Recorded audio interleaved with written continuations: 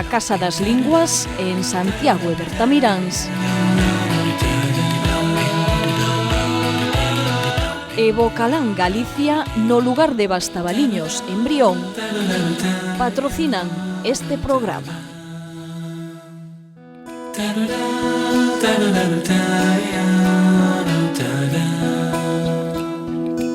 Que tal? Benvidos á Escola de Pais. Un 29% é a taxa do fracaso escolar en España. Esta cifra sitúanos como país de Europa no que se dá un maior abandono prematuro. Un 20% dos rapaces de entre 16 e 24 anos deixa a educación secundaria antes de rematar os estudos.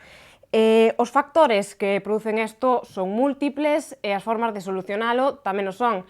Para ver hoxe cales poden ser, temos, como sempre, cada programa, a Concha Lavid, a directora de aprendereducar.org. Benvida, Concha. Hola, buenas.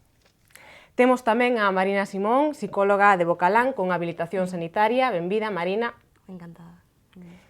E finalmente temos a Rogelio Arufe, que hoxe ven en calidade de pai. Benvido. Gracias polo recibimiento. Como dicía antes, a Oficina Estadística da Unión Europea, Eurostat, sitúa a España como o país europeo con maior índice de fracaso escolar. Ademais, un dato moi curioso que tamén indica é que son máis os homes respecto ás mulleres os que abandonan os estudos prematuramente. Marina, quería preguntarche a ti cal é a túa opinión, porque hai un 24% de homes frente a un 15,8% de mulleres que deixan os estudos. Por que crees que hai esta diferencia entre sexos? Pues yo creo que tiene que ver a lo mejor también los factores biológicos, ¿no? o la historia, ¿no? La parte de los hombres han trabajado mucho más en trabajos a veces más prácticos, más rudimentarios, y a lo mejor eso también está teniendo que ver en este tema. Ya también que la inserción de la mujer a nivel educativo en España ha sido un poquito más tarde, ¿no? Hace 30, 20 años estaba todo ya empezando, entonces yo creo que ha tenido que ver un poquito el tema que ellas hayan empezado un poco más tarde, también esa motivación que también tienen, y que los hombres pues, se hayan dedicado a trabajos a lo mejor más prácticos. Ademais, non somente, bueno, a diferenza na escola, no caso da universidade, indica Eurostat que a cifra cambia, non? Que un 42% dos mozos de entre 30 e 34 anos e que teñen unha carreira superior, unha formación superior, e volve a haber esta diferenza entre mulleres. Tú hoxe día aprecias esta diferenza? Cuando estás en la universidad, ¿no? Yo hablo, por ejemplo, de mi experiencia personal, sí que es verdad que lo que más se ve sí que son más mujeres que hombres, ¿no? No sé, la verdad es que no sé realmente a qué se debe que las mujeres tengamos... Sí, hay un factor ahí que influyó mucho, sobre todo en la última, entre 10 y 15 años, que ha sido el hecho de... a nivel social, la sociedad atrajo una mano de obra rápida y que provocaba el tener dinero al momento. Entonces hubo muchísimos jóvenes que se perdieron ahí en los 16 años y que se accedieron al mundo laboral porque había trabajo para todos, pues en la construcción, en todos los derivados de la construcción, y evidentemente se introdujeron al mundo laboral mucho más que las chicas. Las chicas, de alguna manera, las mujeres, también por el rol que asumimos, de que tuvimos menos posibilidades de acceder a la educación, y eso, digamos, que nos ha marcado de alguna manera, y las madres somos las primeras que hoy en día decimos, hija, que nunca te tenga que mantener un hombre. Es decir, es un poco, y eso enlaza muy bien con el tema que estamos tratando hoy, del fracaso escolar. Hay que mirarlo desde la familia, hay que empezar en la familia. A veces en la familia se dan una serie de condicionantes que pueden llevar a ese niño a un fracaso escolar, dependiendo. Yo, por ejemplo, podemos analizar aquí por qué. Primero vamos a saber qué es el fracaso escolar, luego por qué se produce y qué soluciones le podemos dar, ¿no? Y por un lado tenemos que decir que ¿qué es fracaso escolar? Fracaso escolar es la situación en que se va a ver un niño abocado en un momento determinado cuando pierde el estímulo por aprender y cuando pierde la motivación por aprender. Es decir, por un lado está el estímulo, pero por otro lado está la motivación, que ambas pueden ir unidas, y si se pierde, ese niño evidentemente que en la primaria va a ir notando poco a poco cómo sus compañeros van pasando delante porque a él no le incentivan, no le motivan, no le estimulan, ahí va a empezar el fracaso escolar. Ese necesita mejorar, ¿vale? Que no sabemos hasta dónde llega, ese necesita mejorar, pero que de alguna manera los padres decimos, va, todavía es muy pequeñito, vamos a darle un poco más de tiempo, y nos quedamos en eso. Pero hay que quisiera hacer un inciso muy importante, para empezar y dejarlo recalcado. Yo diferenciaría entre fracaso escolar y no llamarlo, por ejemplo, fracaso escolar, porque a veces cuando se habla de fracaso escolar, parece que el culpable es el niño. Hablamos de fracaso del escolar. Es muy diferente decir fracaso escolar, que engloba a varias partes, empezando por la administración, pasando por los padres. Quizá el niño sea la parte más débil del eslabón. Entonces, más que hablar de fracaso del escolar, yo hablaría fracaso escolar en general, porque el niño no es pedagogo, no es psicólogo, no crea el problema, no provoca el problema, lo sufre. Es la principal pieza de eslabón que lo sufre. Pondría después. Totalmente de acuerdo contigo, porque además está demostrado que no más de un 2% de niños realmente tiene que llegar por sus, digamos, capacidades al fracaso escolar. Es decir, ahí influye lo que te digo, desde la familia, posibles patologías que no se ven con anterioridad, como puede ser pues, una dislexia, un TDAH, cualquier otra sintomatología, ¿vale? Que pueda simplemente una pérdida de vista. Sí. De feito, sí, por eso no se puede frivolizar cuando se dice, claro, este niño no estudia, este niño es malo. Eso es frivolizar un poco la actitud del niño, que se tiende mucho a eso, sobre todo a veces desde los padres o desde el entorno familiar. Se frivoliza mucho cuando supuestamente hay fracaso escolar. No, hay que ir al problema, analizarlo, el problema. Exactamente, y no frivolizar con este niño es malo, este niño no sirve para estudiar. Marina, Yo también quería puntuar, como lo que ha explicado Concha, del tema del fracaso, que existen diferentes tipos de fracaso escolar. Tenemos el fracaso escolar primario, ¿no? Que hablaríamos de lo que hablaba Concha, que en la primaria es un niño que ya ves que por su capacidad le cuesta bastante el tema de alcanzar esos objetivos curriculares que están establecidos y de forma normativa. Y luego tendríamos otro tipo de fracaso escolar, que es el secundario, que le llaman, que es el tema de que en un momento puntual de la etapa evolutiva o de la etapa de aprendizaje, este niño o este chico pierde no la capacidad, sino las ganas de aprender, o realmente se queda un poco atrás. Entonces son dos diferentes tipos de fracaso escolar y habría que tratarlo de forma diferente, analizarlo, como también decía Rogelio, que hay que analizar las características tanto del niño y aparte de esto es un sistema, ¿no? Fracaso del escolar y fracaso escolar. Yo lo dividiría en 4 partes, mira, si vamos a eso, porque pues el primario, secundario, que es en un momento puntual, el circunstancial, por una circunstancia específica, y después lo que tú dijiste, el habitual. Claro. El habitual ya es un niño que ya necesita... Ahí engloba muchas causas, muchas razones. Concha lo ha dicho muy bien también, el tema de que, a ver, ya estás viendo desde el principio de primaria, ya ves que el niño no llega. No sé, yo por ejemplo, también mi experiencia como profesional, pues que también te llegan los padres y te dicen, mira, es que ha suspendido 7 o ha suspendido 8. Y no vienen, claro, no vienen a pedir ayuda hasta que eso no ocurre. Y esto, a lo mejor te vienen en cuarto de primaria y esto está pasando desde segundo. Crees entonces que tamén é un pouco, entrecomillado, culpa dos pais? De que ou non o motivan suficiente ou de que non lle poñen freno a tempo? Yo no utilizaría la palabra culpa, yo utilizaría la palabra responsabilidad. Es una responsabilidad de todos. A ver, el escolar tiene su parte de responsabilidad, que es una parte muy importante, y luego los padres tienen también su parte de responsabilidad en cuanto a motivar, a apoyar, a prestarle todo lo que necesite. Si el aprendizaje, digamos, básico en la escuela no da de sí, o el niño no lo puede aprovechar al máximo o no llega a esos objetivos, pues tienen que ver cómo Es ayudarle. fundamental, para eso es fundamental la coordinación familia-escuela. Es decir, el profesor puede ver cosas, primero por sus propios conocimientos, ¿no? Y por su propia formación, puede ver cosas que los padres no ven. Lo que está claro es que los padres también tienen que estar, tienen que darse cuenta de que algo está ocurriendo. Mira, hay una cuestión muy clara.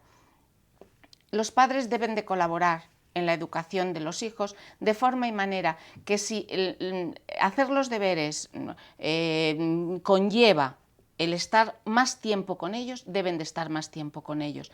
A veces el hecho de venir cansados no implica que tengamos que abandonar nuestras responsabilidades. El hijo es nuestra mayor responsabilidad y si observamos que algo no va bien, debemos de acudir al profesor.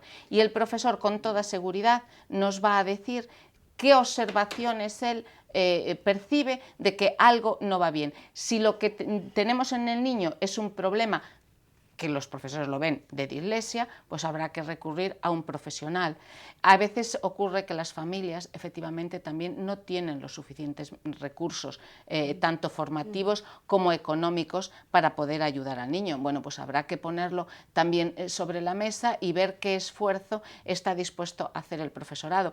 Pero tampoco me gusta mandar el mensaje, porque ya bastante carga tienen los profesores, de decir es el sistema o son los profesores. Es decir, el sistema tiene su parte de culpa y de eso también podemos hablar después, en el sentido de que aquí nos cambian las leyes, ya vemos el follón que se está formando ahora con la reválida, etcétera, cada vez que viene un ministro, y esto lo tengo muy dicho. Después hay otra cuestión, los profesores, si quieren implantar algo nuevo, a veces no les deja el propio sistema, ¿vale? Y luego también carecen de herramientas para aplicar el sistema a veces, porque carecen de la formación a veces necesaria. No, yo ahí discrepo.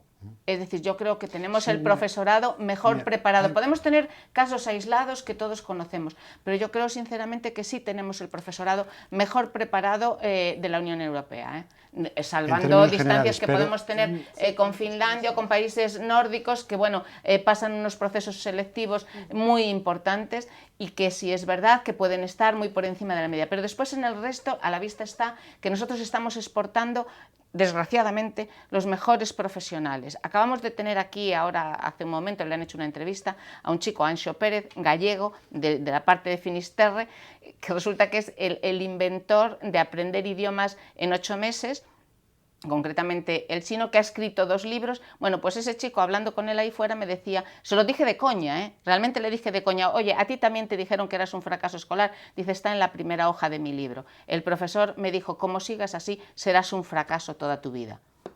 Bueno, hay de todo, evidentemente, en todos los sitios, pero yo rompo una lanza porque lo que están aguantando hoy en día los profesores en las aulas, ¿vale?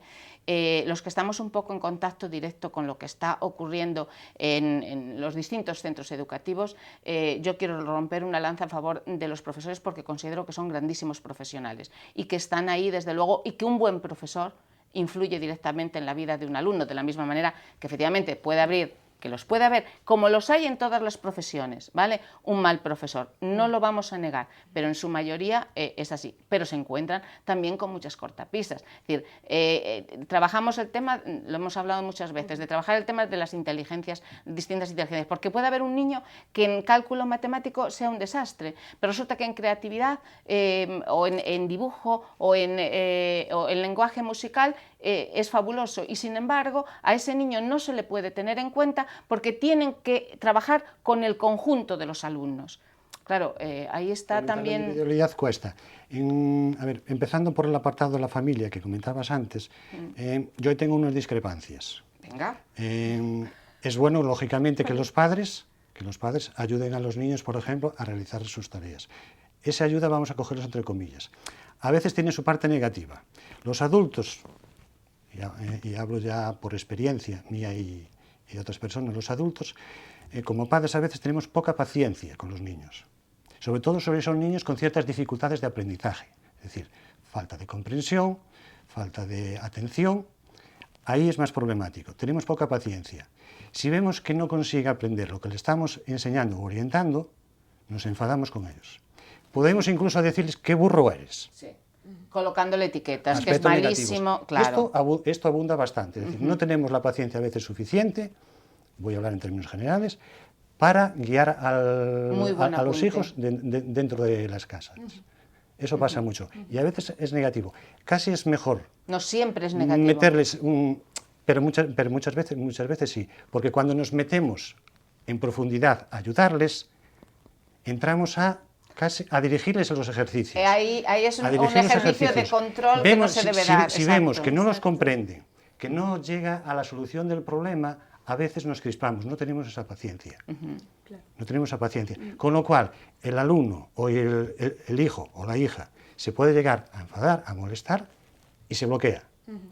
Se bloquea cuando no reacciona con rebeldía. Totalmente Entonces, de acuerdo, lo acabas cuidado. de definir perfectamente. Es decir, podemos pasar, es como la campana de Gauss, ¿no? Es decir, o hay papás que no colaboran en el trabajo diario con el niño, o otros que son tan controladores que se lo llegan a hacer. Lo cualquiera de las dos posturas son negativas. Pero lo que hay que mandar siempre es un mensaje de positividad al niño. Es decir, no sé dónde leía este día, preparando además el programa, y decía que es fundamental que cuando lleguen los niños a casa, sobre todo en la etapa de primaria, la implicación de los padres en el sentido siguiente: preguntarles cómo le ha ido en el colegio, qué cosas han hecho, si están trabajando un tema concreto, pues hablar de ese tema para que de alguna manera se refuerce, y escuchar siempre al niño para que el niño se sienta importante, para que el niño se sienta un tanto protagonistas, ¿no? Pero tú sabes que yo he dicho muchas veces aquí que soy contraria, entre comillas, al tema de las pasantías, porque si la pasantía va a significar hacerle al niño los trabajos que tiene que llevar, efectivamente eso no es ayudar al niño a salir adelante, eso es simplemente solucionar un problema momentáneo que después, conforme vaya avanzando, se va a encontrar en el mismo. ¿Por qué? Porque la cuestión sería enseñar a los niños desde pequeños, entrando en quinto, por ejemplo, de primaria, cuarto, quinto de primaria, técnicas de estudio para cuando lleguen a realmente tener que memorizar, tener que hacer sus propios resúmenes, etcétera, etcétera, que puedan saber hacerlos. Esa tarea empieza en preescolar, precisamente donde tú estás. Porque cuando los niños pequeños, por ejemplo, empiezan a preguntar por la curiosidad innata que tienen, claro, si la respuesta es satisfactoria, eso va a hacer que se motiven para buscar nuevas curiosidades. Es decir, si no es satisfactoria, van a tener un desinterés, que eso los puede repercutir ya en primaria, secundaria, etc. La etapa de preescolar yo la considero muy importante en ese sentido. Sí, yo creo que realmente son competencias que se pueden ir trabajando desde temprana edad, incluso preescolar. En primero de primaria realmente ya un niño tiene que poder leer, analizar, entender un poco a su nivel, ¿no?, lo que está leyendo. Ahora, el problema es que nos encontramos a lo mejor que llegas a un curso de sexto de primaria y te leen una redacción y tienen que contestar 3 preguntitas al lado y lo tienen en 3 recuadros amarillos, simplemente lo copian y lo pegan. Y cuando tú le preguntas ¿qué es esto?, o no te saben explicar. No tienen comprensión del texto que exacto, que eu creo que o sistema de traballo está moi equivocado, é dicir, parece que estamos ensinando a chapar, non, e non a entender o que estás lendo ou o que estás estudando. Ese é o gran problema, eu creo que hoxe día da educación, porque o día de mañá non recordas nada. Es que educarles no es enseñarles a que memoricen, principalmente. Es decir, yo me fijaría, por ejemplo, si un profesor tiene su materia, la asignatura que enseña, como fin, a si realmente se preocupa de tener un sistema de enseñar. Yo conocí a algún profesor, por ejemplo, que llegó a decir que a los alumnos: mi materia seguramente lo olvidaréis enseguida, pero el sistema que os estoy enseñando lo vais a poder mantener hasta la universidad. Eso me parece un buen profesor, que no busca su materia como un fin en sí para enseñar a los alumnos, sino que busca un sistema para hacerles captar su materia y todas las demás. Ya, pero cuando hablamos de memoria hay que diferenciar, ¿eh? Es decir, la Hay memoria, veces que hay que memorizar, la memoria es necesaria y hay que ejercitarla, porque si no es como, es decir, se nos obstruye y se nos queda ahí tal. El tema es cómo debe ejercitarse esa memoria, es decir, cómo debemos aprender a memorizar y qué debemos aprender a memorizar. Yo creo que ahí es donde está el kit. Esa parte es importante, pero luego el tema análisis, síntesis, todo esto... Pero es que no va lo uno sin lo otro. No va lo uno sin lo otro. Claro, primero algo tienes que algo razonarlo, exacto, luego interiorizarlo, algo para después que quede fijado en la memoria. Claro, pero Esa es la la forma. parte Cuando más se hace, efectiva. claro, el problema ahí surge cuando tú memorizas para chapar, es la memoria instantánea. Es decir, tengo que preparar para este examen que hay mañana y tal. No, si tú has venido preparando esa asignatura a lo largo de los días con un hábito, ¿vale? A lo largo del trimestre con un hábito, cuando llegas al examen tienes la memoria, ¿vale? Para recordar todo aquello que has estado razonando e interiorizando. El problema es cómo chapan hoy los chavales. Por eso es lo que tú decías, Alba, que aprenden y a los dos se les ha olvidado. Sí, lo que falta es eso, falta técnicas, falta cómo aprender a estudiar, cómo estudiar. Eso es lo que creo que es lo que nos está haciendo cojear a nivel educativo. Sí, pero ¿por qué olvidan lo que han memorizado con anterioridad? Porque el sistema educativo va diseñado de esa manera, es decir... No. Discrepo. No, pues yo no discrepo porque lo veo en el ambiente familiar, lo veo perfectamente, es decir, los exámenes, por ejemplo, se aglutinan en un espacio muy breve, es verdad que la comprensión les da facilidad para memorizar y viceversa, se complementan, memorizar y comprensión se complementan, a veces no has memorizado pues unas determinadas materias, pero con la comprensión llegas a recordar cosas y viceversa. Pero el aglutinamiento que tienen a veces de materias en un espacio tan breve que los alumnos, y esa es la realidad, los alumnos memorizan, apartan y van al apartado siguiente.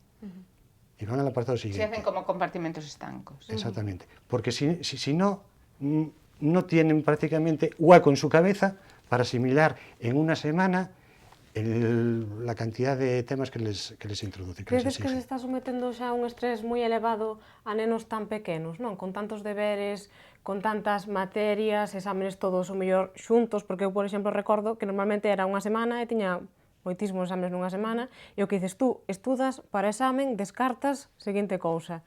Credes que o mellor é demasiado exagerado? Yo lo que creo es que lo que no existe o lo que se pierde es ese gusto por estudiar, ese gusto por aprender, las ganas de saber más. Eso es lo que creo que tenemos que potenciar, ¿no? El decir, yo me estoy leyendo esto, pero no es porque no me lo estoy leyendo porque mañana tengo un examen, sino porque realmente algo me interesa, teniendo en cuenta de que te pueden interesar más unos temas que otros, no a todos los niños les van a interesar las matemáticas, lengua, todo lo que tienen, ¿no?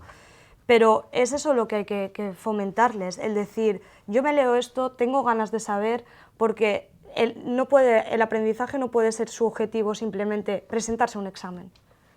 Es que, ¿de qué tipo de aprendizaje hablamos? Tienen demasiados estímulos externos, es decir, en el fracaso escolar influyen también los estímulos externos, es decir, que son más rápidos, más instantáneos. Que son, efectivamente, ¿vale? Es decir, hoy en día los chavales que se van a secundaria, entre el móvil, los videojuegos, la televisión, los amigos con los que tienen que salir y otro tipo de cosas de las que ya hablaremos más adelante, les conducen irremediablemente al fracaso escolar.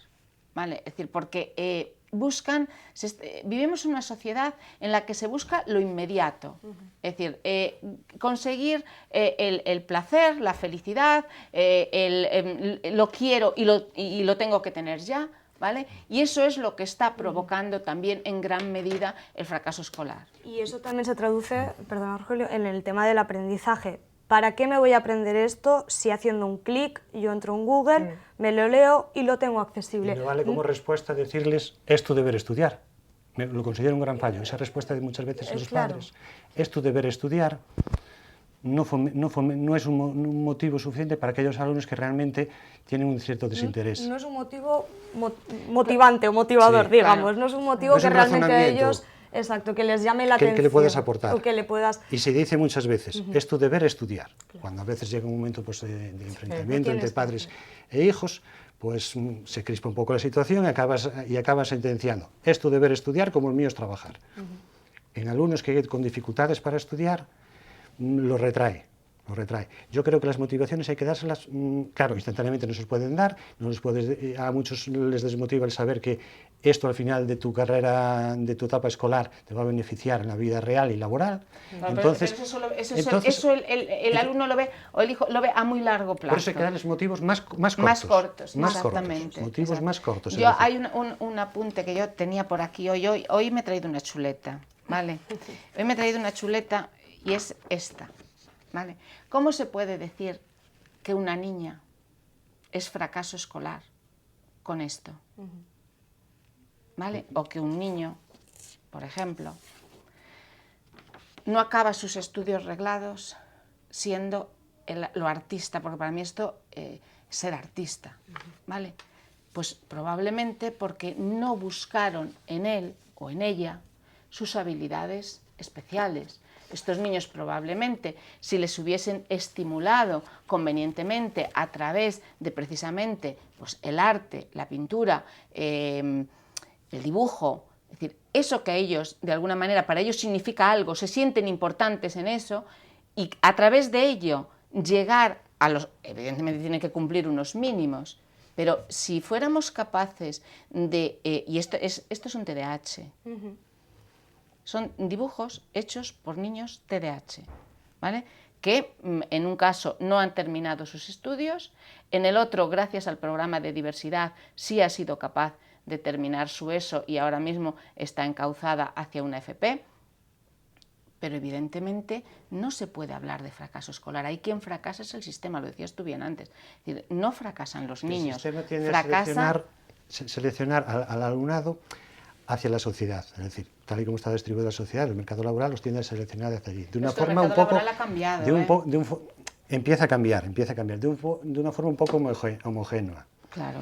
Y yo digo que educar, más que enseñar, educar es tratar de sacar a flote las virtudes, las posibilidades, las inquietudes de los alumnos. Exacto. Yo diferencio entre educar, a veces claro, pero es que cuando sacas a flote y las pones visibles, las inquietudes de esos alumnos, desde ahí puedes trabajar con el estímulo que ellos tienen. Pero eu creo que o problema tamén, a ver, para saber como potenciar a cualidade dun alumno determinado, eu creo que é moi difícil, cando tes unha clase con tantos alumnos, como faz para diferenciar? Porque metes a todos nun mesmo saco. Ahí está el problema. Habría que destinar o hacerlo de alguna forma un tiempo o... Realmente es una inversión de futuro que te va a quitar muchísimos problemas, ¿no? De cómo dejarles que también ellos exploren sus propias motivaciones. No podemos querer que todos los niños se motiven con lo mismo. Evidentemente. Claro. Cada uno tiene sus, además, y cada hay que uno dejar tiene sus que propias, digamos, claro, cualidades, efectivamente, y innatas, que nacen con ellas. Y hay que dejar que las exploren, porque a lo mejor hablamos con un niño de 8 años y en ese momento todavía no sabe realmente lo que le gusta, lo que le motiva, porque está haciendo todo un montón de cosas más que no le dejan tiempo para eso. Entonces, habría que dejar ese espacio para que ellos fueran niños, fueran ellos mismos. Y perder los complejos. Por supuesto. Los complejos que tienen los padres de proyectar sobre los niños sus propios fracasos. Conozco un caso, por poner un ejemplo, de un niño que evidentemente no quiere estudiar, no le gusta estudiar, y lo ha dicho reiteradamente. Y a él le gusta la mecánica. Vale, le han aconsejado desde el centro escolar que pasase una FP básica. Bueno, pues se han empeñado en que continúe sus estudios. No va a clase, va a clase pero está entorpeciendo a los demás, no le interesa, no le motiva, es decir, no tiene ningún interés. Probablemente si ese chico efectivamente hubiese ido a mecánica, este curso habría sido interesante para él y dignificando también la formación profesional, porque hoy en día si eres un buen profesional, da lo mismo que hayas hecho una carrera de 5 años que una FP de 3 o de 4, me da lo mismo. Es decir, al final el resultado es obtienes el puesto de trabajo que tú quieres trabajando en lo que tú quieres. E iso é lo que tenemos que buscar. Pero o problema é que eu creo que hoxe aínda son moitos os pais que pensan que o que tes que, para ser alguén, tes que ter unha carreira, non? Claro. Ese Yo creo que es un concepto erróneo de relacionar éxito con carrera universitaria o una formación a ese nivel. Realmente yo creo que no van en paralelo. Es más, podemos coger 1000 ejemplos que hay a día de hoy de gente que no se ha formado a nivel universitario y tiene negocios de emprendedores. Amancio Ortega es uno de ellos. Amancio Ortega y un montón más. O por ejemplo, hace poco estaba leyendo yo un artículo de un chico con 18 o 19 años, él le encantaban los videojuegos, solo jugaba videojuegos, era su obsesión, era lo que le motivaba realmente en su vida. Y ahora mismo tiene una empresa con 6 personas trabajando a su cargo, con 19 años, de programación de videojuegos y le está yendo genial. Entonces no puedes cortar las alas. Yo creo que también los padres, pues siempre eso no va a tener futuro, ahí no vayas, porque ¿qué va a ser de ti? A ver, hay que dejar que aprendan por ellos mismos y que si en ese momento pues ellos creen oportuno que es otra cosa lo que quieren hacer, pues recordemos respetarlo. En los años 60 y 70 lo de mamá quiero ser artista, eso era un trauma para toda la familia, porque aquella había que ser cura monja, que era lo que daba mucho prestigio, o si podías, es decir, si eras pobre, cura o monje le daba un prestigio a la familia tremendo, ¿no?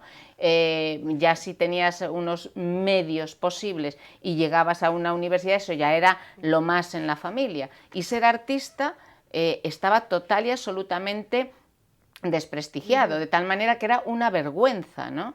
Y sin embargo hoy ser actor o ser actriz, cantante o tal, bueno, ya es, ¿no? Tiene otro prestigio social. Entonces, la pena es que a veces nos movemos por eso, por los estatus sociales o por lo que nos marcan en determinadas circunstancias que vienen impuestas por una sociedad que al fin y al cabo, y lamentablemente, hoy en día está caduca. Quiero decir, todo lo que se está transmitiendo, los valores que está transmitiendo esta sociedad, desde luego no son los mejores precisamente para la juventud, sino todo lo contrario. Entonces, yo creo que el ejercicio, de todas formas, os puedo asegurar que ser padre o madre hoy en día es terriblemente difícil.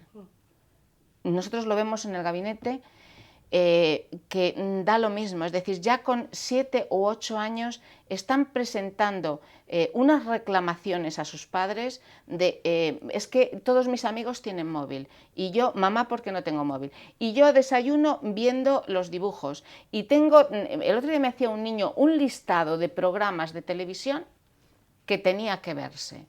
Yo decía, pero vamos, si es que le está dedicando más horas a la televisión de lo que le dedica al estudio o a crearse una afición, ¿vale? Entonces, reivindicar, por ejemplo, y eso me lleva ahora también al tema del deporte. El deporte, por un lado, les permite tener también una capacidad de reacción, una capacidad también de movimiento, de reflejos, es decir, incentiva los reflejos, capacidad de esfuerzo, disciplina, muy bien apuntado, Rogelio. Entonces, es muy importante combinar ambas cosas, porque además a través del deporte es posible que consigamos justamente esos hábitos y esa disciplina que nos permita después encauzar lo que es la vida educativa, ¿no? Sí, yo creo que... Pero lo tiene muy difícil, o sea, te digo sinceramente, tal y como está la sociedad, tal y como está incluso algunos pedagogos, psicólogos, orientadores y demás por ahí que dan a entender que cuidado, que no se le mande demasiadas cosas a los chicos, que no vaya a ser cosa, incluso te llegan a decir cosas como... usted lo que pretende es suplir el servicio doméstico a costa de su hijo.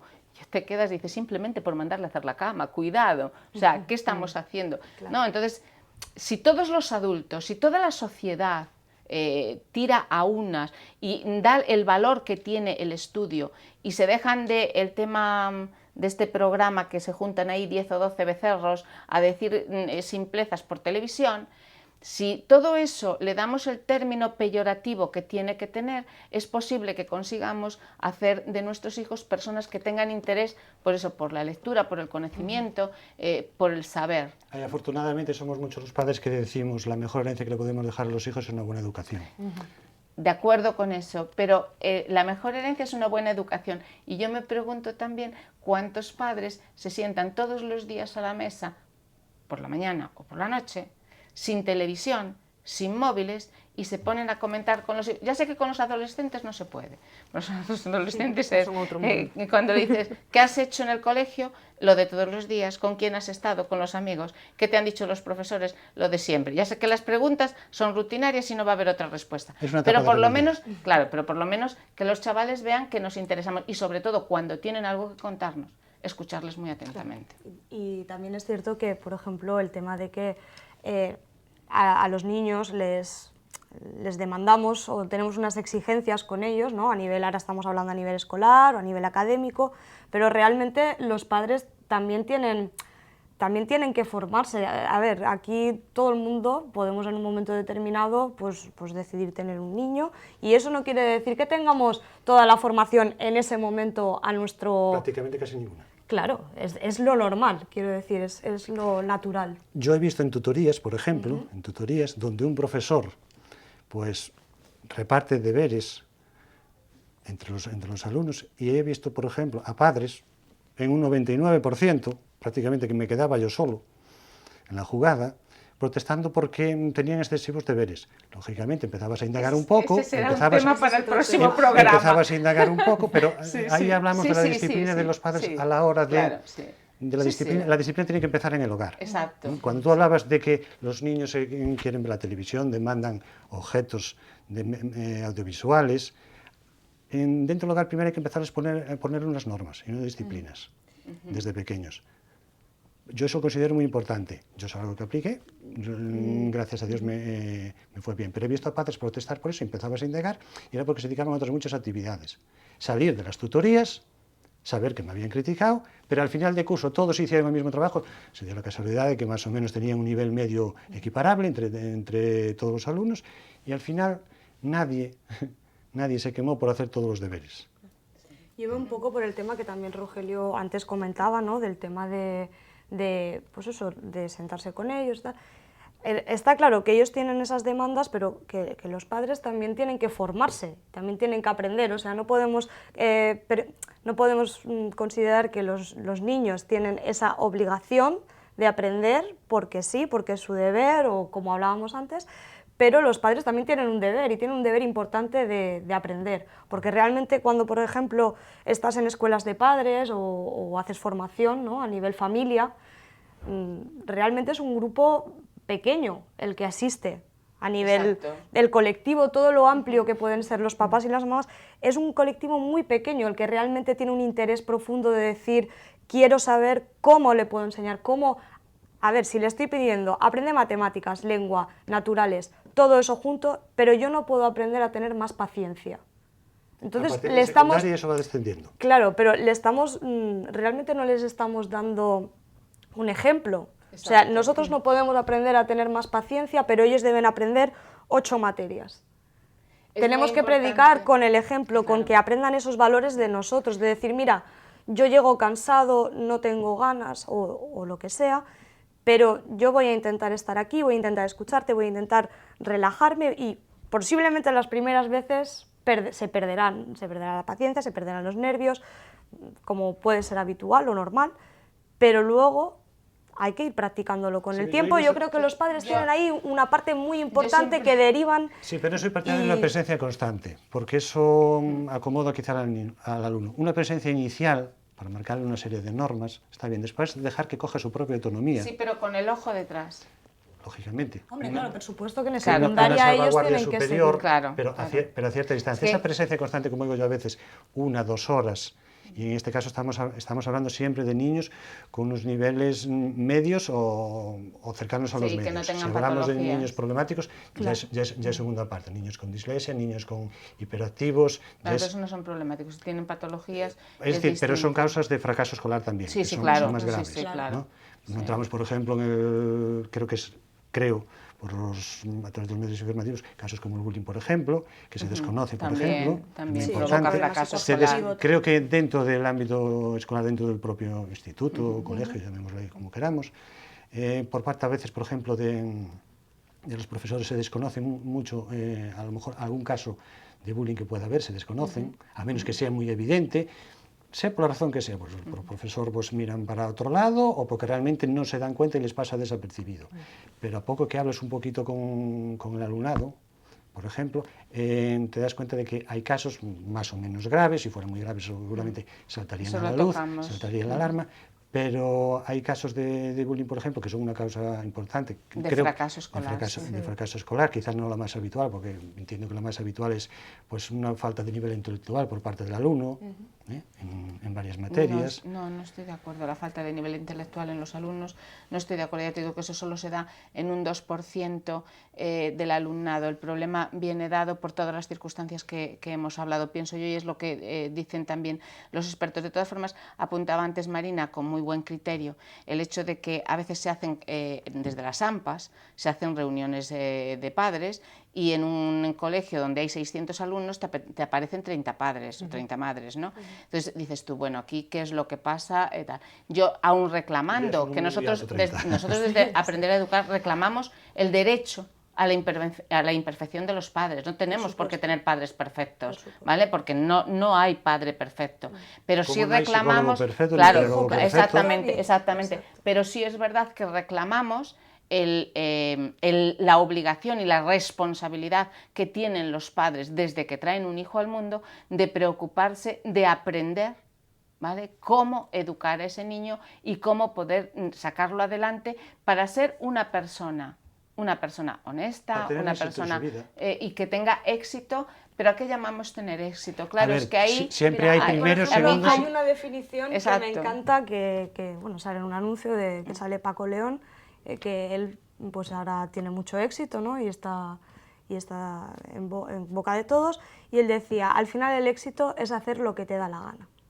O sea, yo creo que va un poco por ahí. El éxito es ser feliz haciendo lo que te gusta realmente. Lo que te gusta. Entonces, no es éxito. No, fue un fracaso escolar, este chico del que habla. No, pero hacer lo que realmente te gusta es un poco ilusorio, porque la mayoría de los mortales no consiguen hacer realmente lo que les gusta. Es cuando se dice, yo no trabajo, yo hago lo que me gusta. ¿no? Pero para mí cuando no es un trabajo. se dice eso, o sea, yo creo que a base de repetir esa frase que tú has dicho, también se cortan las alas a muchísima gente que a lo mejor sí que lo podría alcanzar. Yo no te digo que...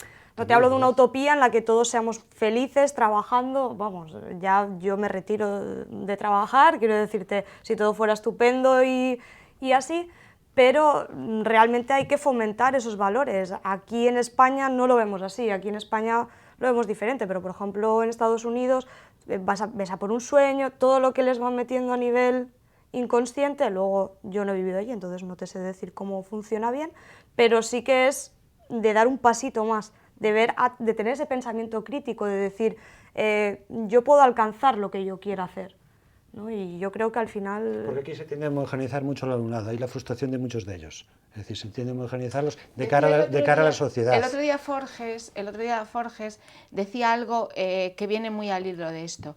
Mientras los padres sigan preocupándose del 4x4 y de la Torre de Castelldefels, de tener un piso en la Torre de Castelldefels, no estarán preocupándose de lo que necesitan sus hijos y de la educación y la crianza de sus hijos. Entonces, vamos a preocuparnos de lo que realmente es importante, dejar ese consumismo, y esto yo estoy segura que muchos padres igual me matan, pero me presumo siempre de decir aquello que pienso, y es la realidad, es decir, nos hemos metido en una vorágine de consumismo que nos lleva a trabajar más horas, a estar más horas pendiente de nuestro trabajo, a ser los mejores, a tener ese éxito, pero ese éxito porque ese éxito conlleva una mejor economía y un mejor estatus social, y a veces nos olvidamos de que nuestro mayor logro, nuestra mejor inversión y lo que al final de la vida nos va a dar más placer es tener un hijo que efectivamente sea una persona en lo que significa la palabra persona, ¿vale?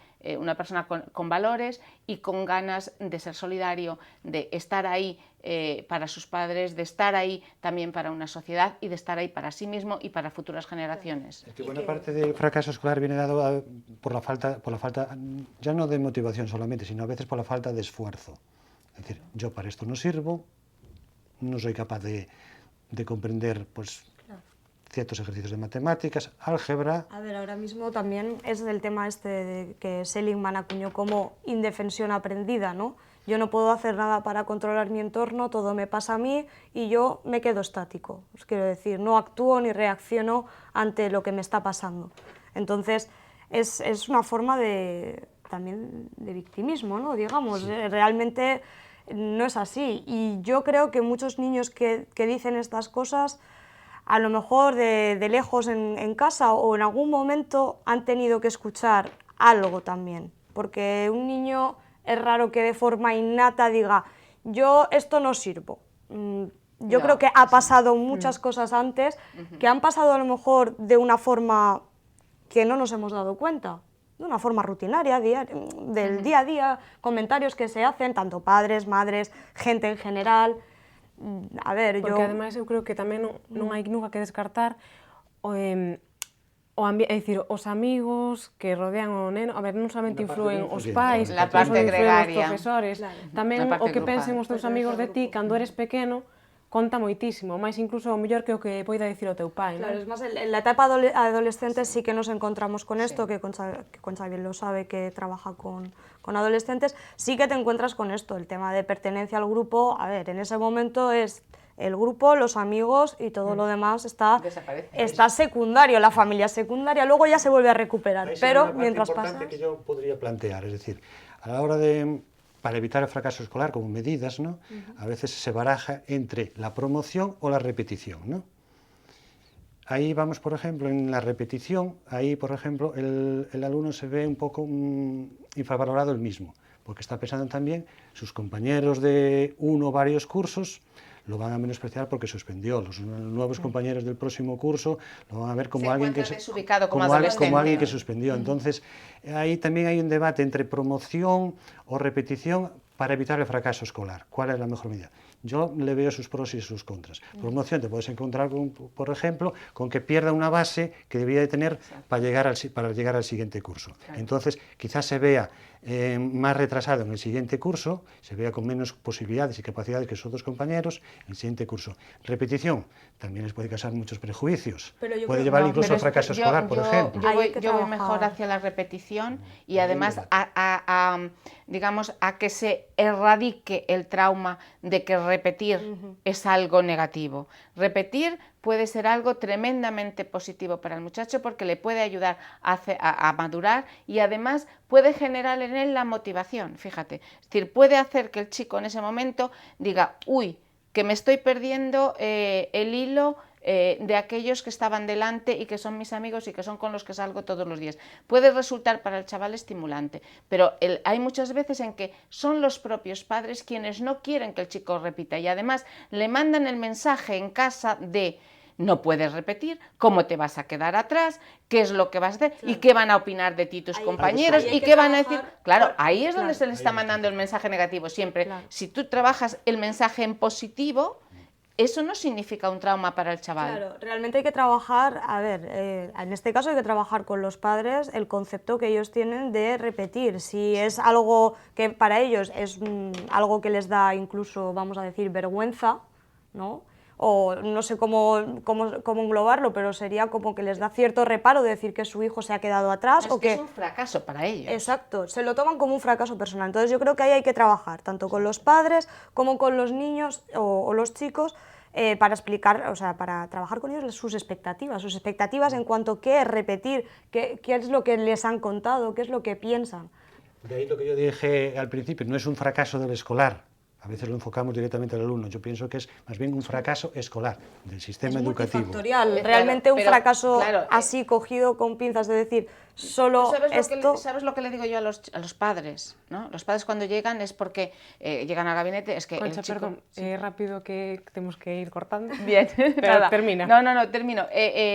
Siempre les digo, a mí no me importa si el chico no va bien en sus estudios.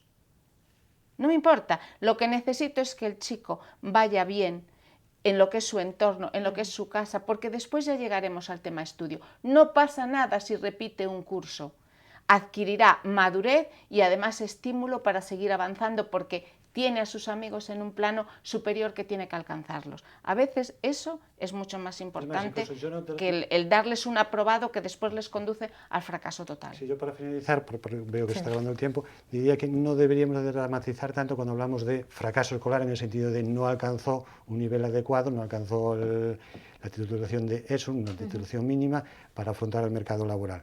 Porque a lo mejor lo puedes retomar, se puede retomar en otras edades, claro, cuando tengas mayor capacidad, o incluso, aunque no lo retomes, has a lo mejor adquirido unas habilidades que te pueden servir después para el mercado laboral a base de cursillos de aprendizaje profesional. Es decir, no se debería dramatizar tanto. Ni, por ejemplo, y perdona que te interrumpa y acabo ya, y como colofón final diría que porque un alumno tenga dificultades, porque yo más que un alumno con fracaso diría que un alumno con dificultades escolares, lo definiría más bien así, es mejor. Un alumno con dificultades más que un alumno con fracaso. No deberíamos de menospreciarlo porque le estaríamos negando la educación. No deberíamos de caer en el fatalismo porque le estamos negando una educación, por muchas dificultades de aprendizaje que tenga un alumno. Bueno, ¿Sí quieres decir algo para rematar? Sí, no, para acabar es un poco el tema de que hay que trabajar ese individualismo, en el mercado laboral tiene que existir de todo, o sea, tiene que existir desde la persona que construye una casa hasta la persona que va a vivir en ella y la va a comprar por 1 millón de euros, quiero decir, tiene que haber de todo. Entonces, realmente no es tan importante el tema de fracaso o no fracaso, sino que esas personas sean competentes en lo que ellos quieran ser competentes. Cada persona tiene un cerebro único y con unas competencias únicas también, y las dedica a lo que cree que realmente le va a ser satisfactorio, le va a dar más dinero, le va a hacer más feliz. Al final la felicidad también es un concepto que cada uno tiene un concepto diferente, igual que el fracaso escolar, de todo lo que hablamos podríamos estar horas porque cada uno pensamos que es una cosa u otra. Entonces yo creo que es un poco, por resumir, que cada persona es única y que cada persona tiene que trabajarse y estudiar lo que crea. Nos quedaron muchas partes en el tintero. Sí, sí. Temos que cerrar aquí o programa de hoxe. Para erradicar o fracaso escolar está claro que teñen que darse cambios tanto no sistema educativo como nos propios pais, nos propios estudantes e incluso nos mestres. A pesar de todo, as cifras reducíronse no último ano, pero aínda están moi lonxe de acadar ese 15% que fixa a Unión Europea pro 2020. Moitas grazas aos tres por vir hoxe.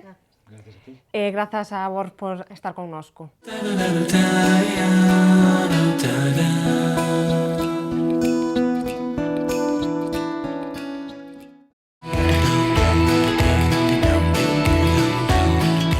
A Casa das Linguas en Santiago e Bertamiráns.